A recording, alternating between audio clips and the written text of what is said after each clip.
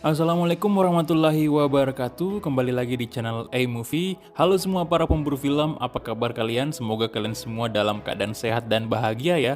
Waduh, udah lama banget nih saya nggak upload alur cerita film lagi. Nah, pada kesempatan kali ini saya akan menceritakan alur cerita dari film Aliens yang dirilis pada tahun 1986, atau bisa kita sebut saja dengan film Alien 2. Film ini merupakan lanjutan dari film Alien 1979 dan film ini disutradarai oleh James Cameron dan pemeran utamanya masih dibintangi oleh Sigourney Weaver sebagai Ripley. Wah, butuh 7 tahun ya baru Alien 2 ini rilis. Sebelum lanjut ke alur ceritanya, buat teman-teman yang belum nonton film sebelumnya, saya sarankan untuk nonton dulu alur cerita film Alien 1979 atau yang bisa kita sebut Alien 1 biar kalian gak bingung dengan film Alien 2 ini. Linknya saya taruh di deskripsi ya. Film ini dimulai dengan diperlihatkannya pesawat luar angkasa yang ditumpangi Ripley, yang ternyata pesawat itu ditemukan dan sedang diselamatkan oleh tim penyelamat. Ripley ini merupakan satu-satunya kru pesawat yang selamat dari insiden di film Alien 1. Ripley ditemukan dalam keadaan masih hidup tapi tak sadarkan diri. Lalu setelah sempat dirawat, Ripley akhirnya tersadar, kemudian seorang bernama Carter Burke datang menjenguk Ripley. Burke juga terlihat membawa kucing kesayangan Ripley, dan Burke ini ternyata bekerja untuk perusahaan yang sama dengan pemilik pesawat luar angkasa Nostromo. Burke menjelaskan kepada Ripley bahwa sebenarnya Ripley ini mengambang di luar angkasa selama 57 tahun sebelum dia ditemukan oleh tim penyelamat. Tentu saja Ripley kaget dan tak percaya mendengar hal itu. Lalu di tengah-tengah pembicaraan mereka, tiba-tiba Ripley merasakan sakit di area dadanya. Tentu ini mengingatkan kita dengan kejadian mengerikan yang menimpa Kane, rekan Ripley di pesawat Nostromo. Dan ternyata benar adanya ada alien yang keluar dari tubuh Ripley. Saat saya melihat ini, saya langsung berpikir, oh mungkin Ripley bukan lagi pemeran utama di film Alien 2 ini. Makanya Ripley cepat banget mati di awal film. Tapi ternyata itu hanyalah mimpi buruk Ripley saja. Keesokan harinya Carter datang membawa berita duka. Anak Ripley yang bernama Amanda telah meninggal dunia di usia 66 tahun.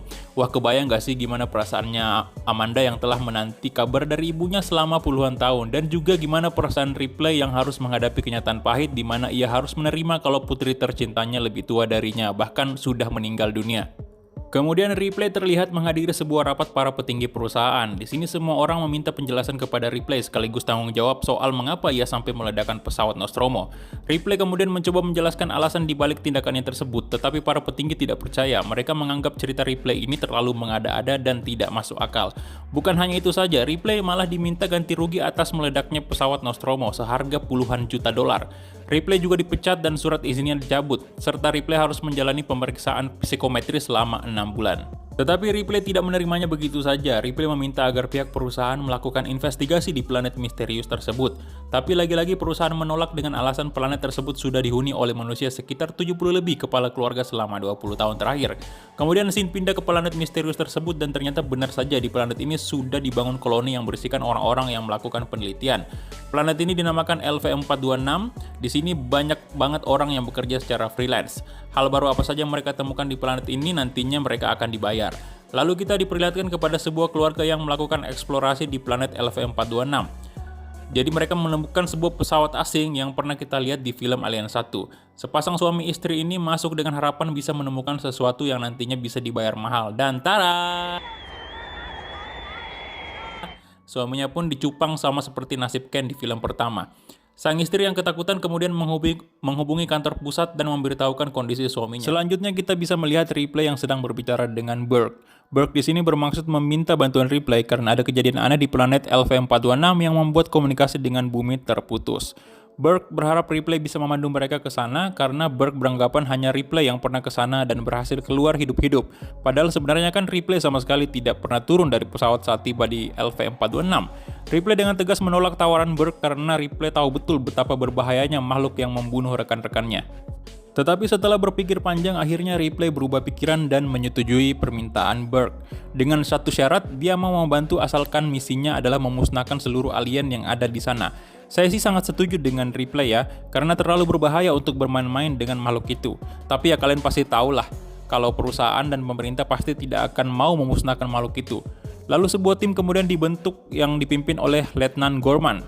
Kalau kita lihat tim ini sebenarnya bukan kaleng-kaleng sih, ada beberapa anggota pasukan marinir di dalamnya dan anggota lainnya juga terlihat sangat ahli menggunakan senjata. Tetapi tentu saja mereka tidak siap menghadapi makhluk seperti alien. Seperti kata Sun Tzu, kenali dirimu dan kenali musuhmu. Niscaya dalam 100 pertempuran akan ada 100 kali kemenangan. Dalam tim ini hanya Ripley seorang yang mengetahui seperti apa musuhnya, itu pun masih sangat sedikit informasi yang Ripley tahu soal alien. Di sini kita menyadari betapa pentingnya sebuah informasi untuk memenangkan pertempuran. Buat kalian yang tidak tahu siapa itu Sun Tzu, intinya dia merupakan seorang jenderal dari Tiongkok dan seorang ahli strategi militer yang hidup pada zaman musim semi dan gugur pada masa Tiongkok kuno. Oke, lanjut lagi ke filmnya. Selain anggota marinir, ternyata ada juga android bernama Bishop yang bergabung di tim Ripley. Kalian masih ingat Ash, petugas medis di kapal Nostromo yang hampir saja membunuh Ripley? Nah, dia kan juga android tuh. Jadi saat Ripley mendengar ada android di timnya, Ripley tentu saja sangat marah. Di sini kita juga melihat saat Ripley menjelaskan makhluk seperti apa alien itu, ada cukup banyak anggota timnya yang seperti tidak percaya dengan cerita Ripley. Bahkan ada juga yang mengolok-olok Ripley.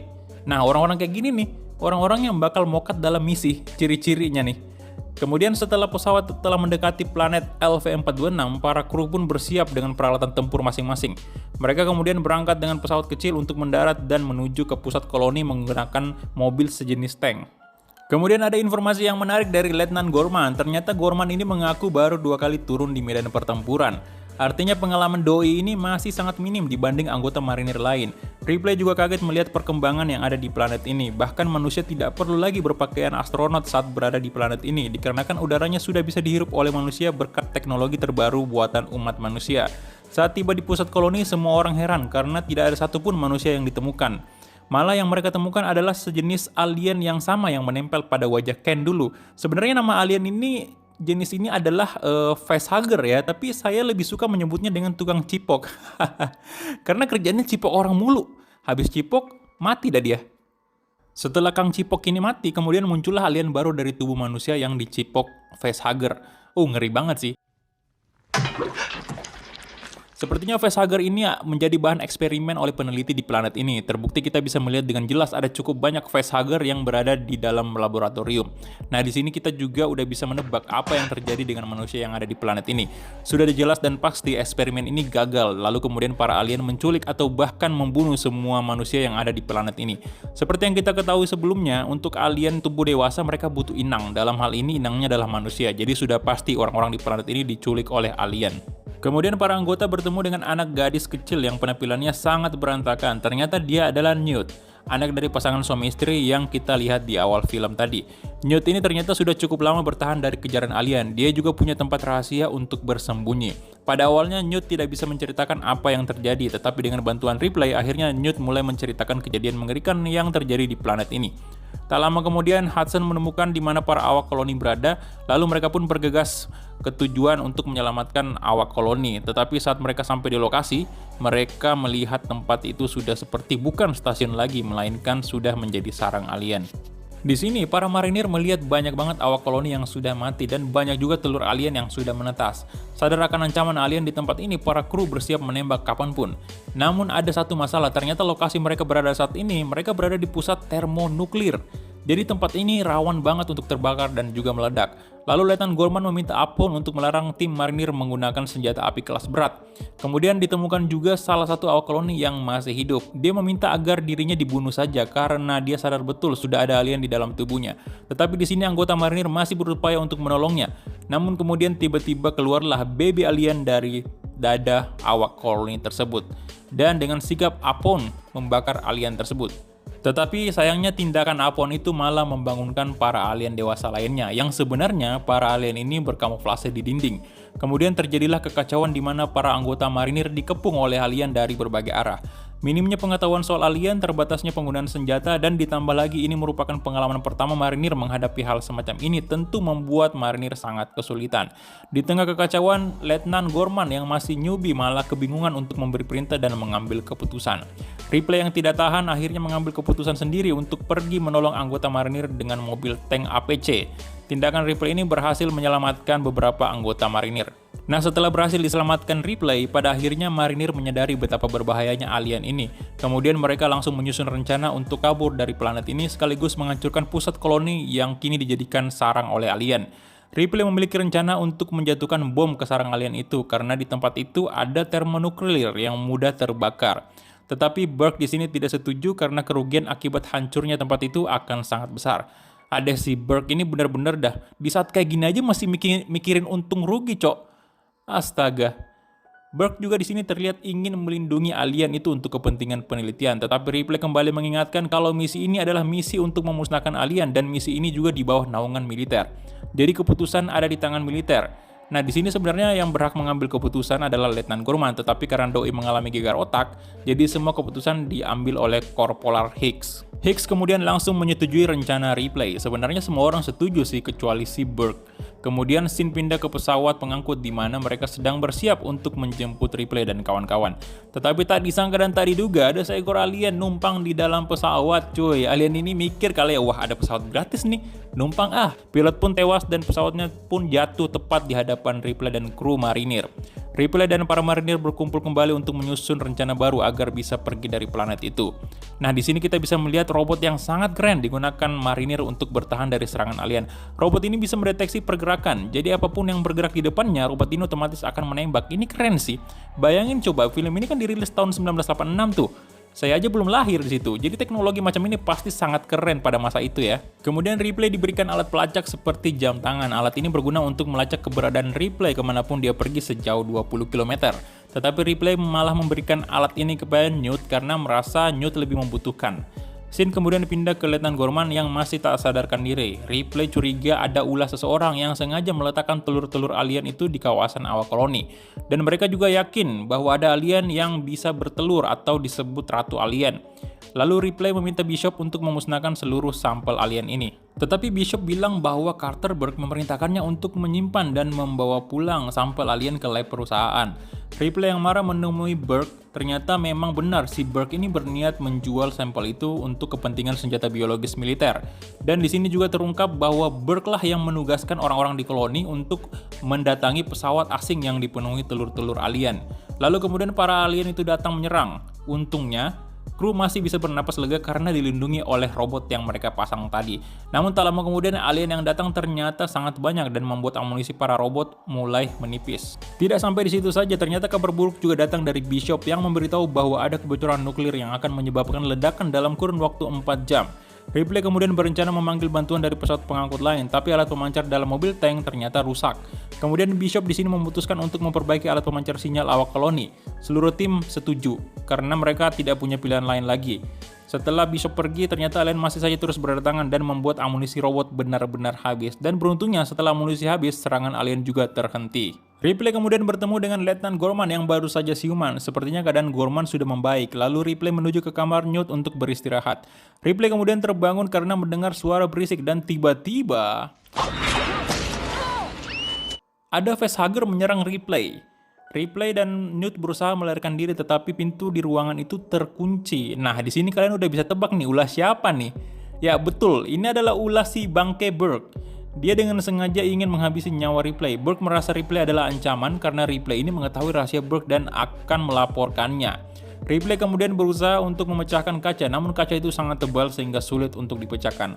Akhirnya Ripley sengaja memanfaatkan sensor api agar membunyikan alarm. Beruntung Hicks datang tepat waktu dan menyelamatkan Newt dan juga Ripley. Setelah itu mereka kemudian ingin menghajar Burke, tapi tiba-tiba listrik padam. Bisa jadi ini ulah para alien. Loh, kok bisa sih alien memadamkan listrik? Seperti yang kita lihat di film pertamanya, alien ini sepertinya memang memiliki kecerdasan. Terbukti di film pertama, satu alien saja bisa menghabisi rekan Ripley di pesawat Nostromo.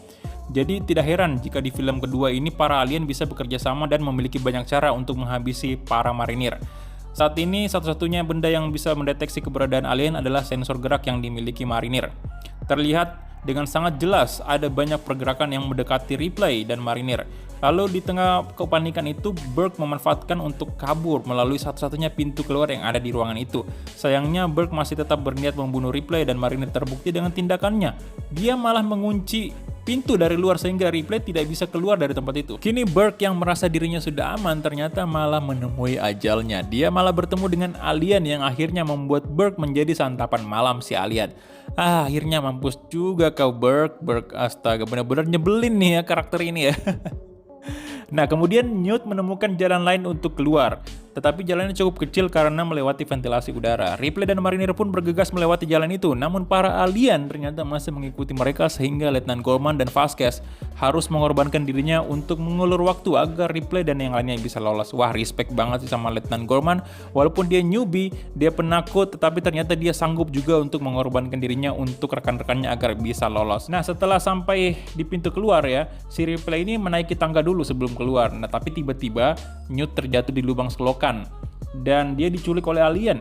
Tapi Ripley tidak mau meninggalkan Newt begitu saja. Setelah sampai di luar, Ripley bertemu dengan Bishop yang ternyata sudah menunggu mereka. Nah, di sini Ripley berencana untuk menyelamatkan Newt seorang diri, tetapi Bishop mengatakan waktu mereka tersisa 19 menit lagi sebelum nuklir meledak. Ripley kemudian bisa melacak lokasi Newt karena jam tangan yang ada di tangan Newt. Dan ternyata lokasi Newt itu benar adanya, berada di sarang alien dia. Beruntung Ripley tiba sebelum facehugger mencipok Newt. Ketika ingin keluar dari sarang alien, Ripley tiba-tiba bertemu dengan ratu alien yang ternyata ukurannya sangat besar. Sang ratu ini sedang bertelur dan saat bertelur itu sepertinya dia tidak bisa bergerak ya. Kemudian para alien ini bersiap untuk menangkap Ripley, tetapi Ripley seperti mengancam akan membakar telur-telur itu. Nah, di sini ratu alien terlihat memerintahkan anak-anaknya untuk mundur karena takut jika Ripley membakar telurnya. Sesaat kemudian ada salah satu telur yang akan menetas sehingga Ripley langsung membakar telur tersebut. Wajar sih ya, daripada dicipok kan, seluruh tempat itu pun terbakar dan sang ratu marah hingga menghentikan proses bertelurnya. Dengan berhentinya proses bertelur, sang ratu kini bebas bergerak dan siap mengejar Ripley. Ripley kemudian melarikan diri melalui elevator dan sesampainya di atas, Bishop ternyata sudah tidak ada. Ripley mengira bahwa manusia android itu berkhianat lagi. Waktu semakin menipis, reaktor nuklir sudah mulai menunjukkan tanda ledakan, ditambah lagi ratu alien masih mengejar mereka. Loh, kok bisa ratu alien naik? Ternyata ratu alien juga bisa menggunakan elevator, bro. Gila banget, pinter bener ini mama ya. Dalam keadaan hopeless itu, ternyata Ripley sudah hampir menyerah ya. Lalu tiba-tiba polisi India datang. Bukan polisi India. Maksud saya Bishop. Bishop bro datang, Bishop. Bishop ternyata tidak meninggalkan mereka. Kondisi tempat itu memaksa Bishop take off karena pijakannya sudah tidak stabil. Ripley dan Newt segera menaiki pesawat itu lalu meninggalkan planet LV-426. Beberapa saat kemudian reaktor nuklir meledak sepenuhnya dan menghancurkan pusat koloni maupun sarang alien. Sesampainya di pesawat induk, Ripley berterima kasih kepada Bishop dan menyadari ternyata penilaiannya kepada Bishop itu salah. Hanya karena pernah dikhianati oleh salah satu manusia android bukan berarti semua android itu jahat. Lalu tiba-tiba Bishop ditusuk ratu alien dari belakang. Ternyata ratu alien ini menyusup ke dalam pesawat. Wah, gila sih, pinter amat ya mama alien ya. Kemudian pertarungan 1 lawan 1 antara Ripley dengan ratu alien tak terhindarkan. Di sini Ripley masuk ke dalam robot alat berat. Nah, dengan masuknya Ripley ke dalam robot, pertarungan ini jadi lebih seimbang. Iron Man tahun 86 nih, bos. Saking serunya pertarungan ini bahkan mengalahkan pertarungan antara Asuka Corbuzier dan Vicky Prasetyo. Pukulan. Oh! Spinning back fist. Dilakukan. Setelah melewati pertarungan sengit, Ripley keluar sebagai pemenang setelah ia berhasil menjebak ratu alien di pintu keluar pesawat. Sang ratu pun terlempar keluar dari pesawat dan mati di luar angkasa. Kemudian Ripley dan Newt, Hicks, dan Bishop melakukan hibernasi untuk pulang. Di sini tidak ada keterangan mereka akan pulang kemana, apakah ke bumi atau stasiun dekat bumi. Kita coba tanyakan aja kepada rumput yang bergoyang. Jika kalian suka dengan video ini, kalian bisa subscribe dan like ya. Lalu jika kalian punya saran dan masukan, kalian bisa tulis aja di kolom komentar. Sekian dari saya, terima kasih sudah menonton dan sampai jumpa di alur cerita film lainnya. Bye-bye.